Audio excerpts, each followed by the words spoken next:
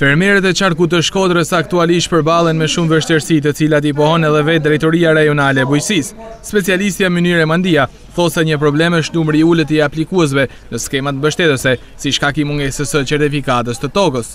Rregulli i pronësisë tokës ose ndryshe nuk aplikohet, kena përfunduar me 83 aplikime.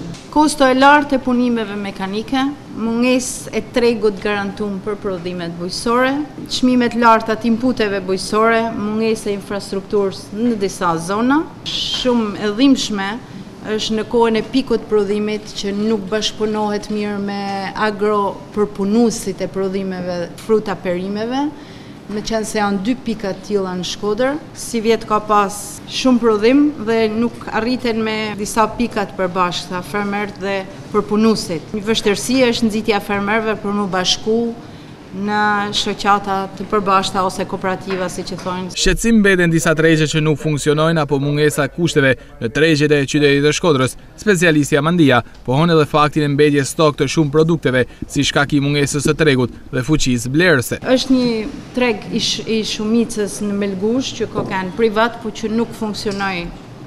Kena disa tregje të pakicës që nuk i përshtaten as prodhuesit, as tregtuesit. Duhet ketë marrëdhënie të mira mes prodhuesve dhe tregtarëve dhe të krijohen ato shërbimet reciproke mes njëri tjetrit, sepse në përgjithësi fermerët drejtohen drejt tregut spontan. Përvoja jo të mira kena pas edhe vite tjera dhe si vjet me shalqinin që ka mbet në fushë, me domaten që thash dhe më përpara që nuk u ban ata negociatat mes në kohën e prodhimit pik shërbelen përsëri. Vështirësitë që kanë fermerët e qarkut të Shkodrës ndikojnë drejt për drejt në ekonominë e këtij rajoni, duke qenë se pjesa më e madhe përbëhet nga zonat rurale, ku fokusi kryesor i jetesës është bujqësia.